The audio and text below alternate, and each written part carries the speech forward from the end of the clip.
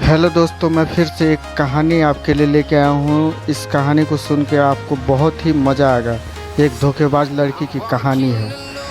जब हम किसी से प्यार करने लगते हैं तो हम अपना तन मन और धन सब कुछ देने को तैयार हो जाते हैं। कभी भी एक प्रेमी अपनी प्रेमिका का दिल नहीं तोड़ना चाहता है, लेकिन जब प्रेमिका की बात हो तो अलग ही व्यवहार होने लगता है। आज कि इस लव स्टोरी में बहुत कुछ देखने को मिलेगा। आखिर एक गर्लफ्रेंड एक आशिक के लिए कितना समर्पित है। यह शॉर्ट लव स्टोरी महेश और राधिका की है। दोनों एक दूसरे से वर्षों से प्यार तो करते थे, लेकिन इजहार नहीं कर पा रहे थे। एक दिन महेश के घर में बर्थडे पार्टी थी, तो उसने राधिका भी शामिल थी। राधिका को देखकर महेश मदहोश होता जा रहा था। वह सोच ही रहा था कि आखिर राधिका को अपने प्यार के बारे में कैसे बताऊं। इतने में राधिका ने उसे उसके घर छोड़ने के लिए कही। महेश बहुत ही प्रफुल्लतन मन से तैयार हो गया और रास्ते में अपने दिल की बात बताया। तो राधिका बोली, नहीं महेश, मैं आपको भाई मानती हूँ, उम्र में भी छोटी हूँ। तो महेश गाड़ी रोककर राधिका का पैर पकड़ लिया। महेश ने कहा, बस मुझे आपके कदमों में रहना है। आखिर में राधिका मान गई और कॉल और व्हाट्सएप पर बात न करने का सलाह दिया। महेश भी उसकी हर बात को बिना किसी हिचक के एक्सेप्ट किया। इतने में उसका घर आ गया। महेश ने उसके घर पर छोड़ दिया।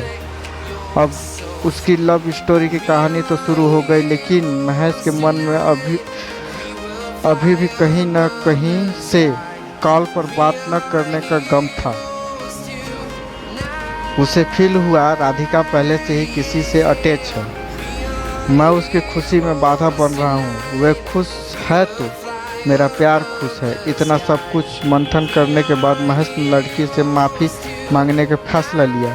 लगभग 2 दिन बाद महेश ने किसी तरह से लड़की से जाकर माफ़ी मांगी। महेश ने बोला, राधिका मुझे माफ़ कर देना, मैं आपसे प्यार नहीं करता। इतना कहती ही राधिका पूरी तरह से शॉक्ड रह गई। आखिर प्यार के लिए जो बंदा पैरों पर गिर सकता है, वह अचानक माफ़ी क्यों मांग रहा है। 10 दिन तक नहीं बातें बीते थे। राधिका पूरी तरह से बेचैन होने लगी। महेश से मिलना चाहती थी, अपने गलती का माफ़ी मांगना चाहती थी। जैसे तैसे राधा ने महेश से कांटेक्ट किया और अपने प्यार का इजहार किया, साथ ही जीने मरने की कसम तक खाई। राधिका का बर्थडे 9 जुलाई को था।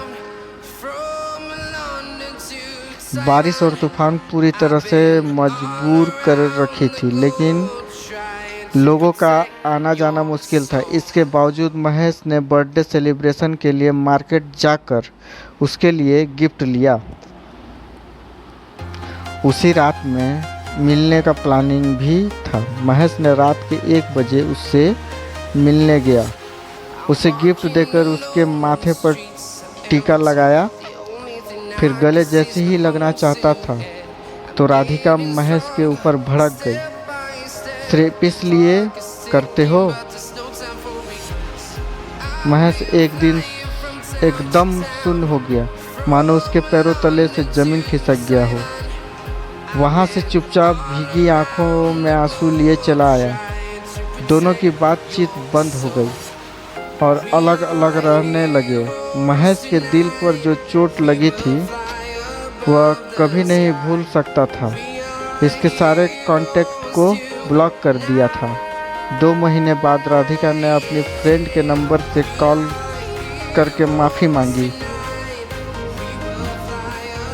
तो महेश ने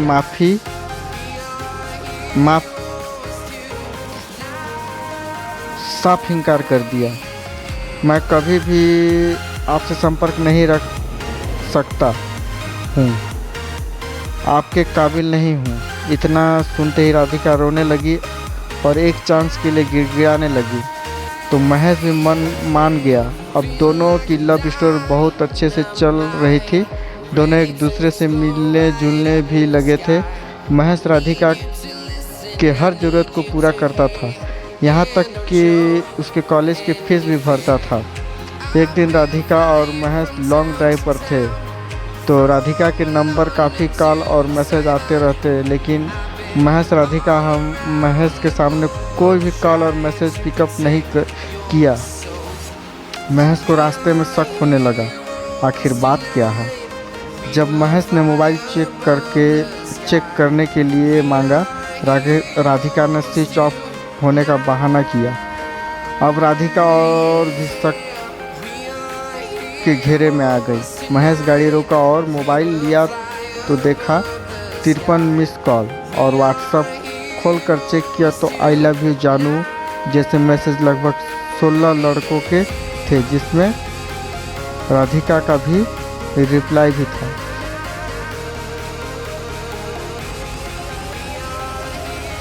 महेश ये सब देखकर काफ़ी दुखी हुआ और वो वहीं रिश्ता तोड़ने का फैसला लिया।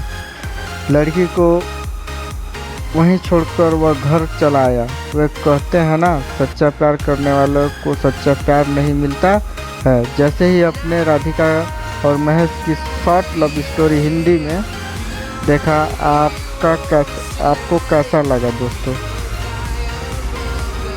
अगर आपको अच्छा लगा तो मेरे चैनल को सब्सक्राइब करें और मुझे मोटिवेट करें कि आने वाला समय में आपके लिए मैं इससे भी बेस्ट कहानी लेके आऊँ। धन्यवाद। आपका एक सब्सक्राइब और लाइक मेरे लिए मोटिवेशन का काम करेंगे।